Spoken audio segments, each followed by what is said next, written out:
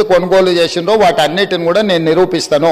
వారు సూరత్ నుంచి కొన్నరా లేదా సమాధానం చెప్పకుండా ఒక అధికారి పేరుని ఇక్కడ వారు, ఎందుకంటే అధికారుల పేర్లు ప్రస్తావిస్తే అధికారులు సభలోకి వచ్చి మాట్లాడలేరు అధ్యక్ష.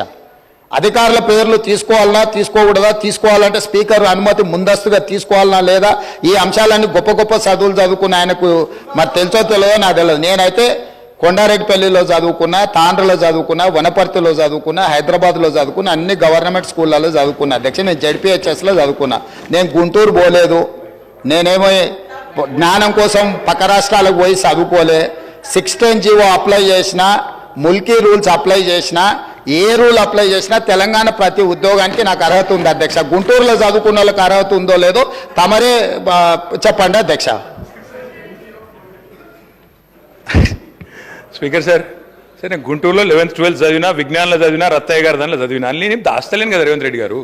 కానీ గుంటూరులో చదువుకుంటే అధ్యక్ష గవర్నమెంట్ ఉద్యోగానికి అప్లై చేయలేను. ప్రైవేట్ రంగంలో ఉద్యోగాలు సంపాదించుకున్నా. ప్రైవేట్ రంగంలో ఆ పాబంద్యం లేదు. గవర్నమెంట్ రంగంలో 610 జీవో, ప్రైవేట్ రంగంలో 610 జీవో వర్తించదు రేవంత్ రెడ్డి గారు. దయచేసి ఇక ఆ పర్సనల్ విషయాలకు నేను పోన్లే. కానీ అధ్యక్ష నేను ఒకటి చెప్తా ఉన్నా అధ్యక్ష, వారికి సూరత్ విషయం చెప్పారు.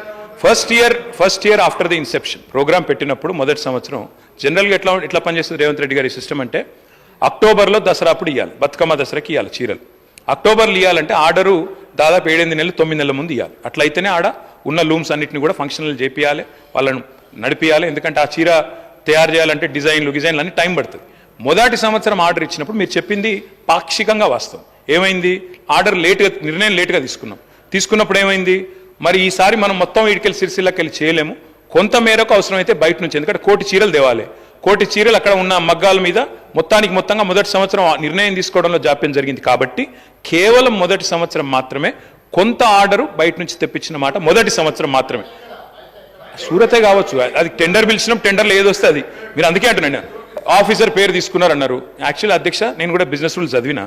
మీరు కావాలంటే ఆఫీసర్లను స్పెషల్ అటెండీస్ కింద పిలవచ్చు, కావాలంటే పిలిపియండి, చర్చ పెట్టండి, నేను వద్దంటలేను. దయచేసి నేను వారితో కోరేది ఏంటంటే, ఏమన్నా అనుమానం ఉంటే రేవంత్ రెడ్డి గారు 10 ఏళ్ల పాలన మీద బ్రహ్మాండంగా ఎంక్వైరీ చేయండి. ఎక్కడ తప్పులు జరిగినా మీరు చర్య తీసుకోండి. We welcome it sir, we welcome it. ఆ విషయంలో అనుమానం లేదు అధ్యక్ష. ఇంకొక 2 విషయాలు అడిగారు వారు. ఎంఎంటీఎస్ అడిగారు.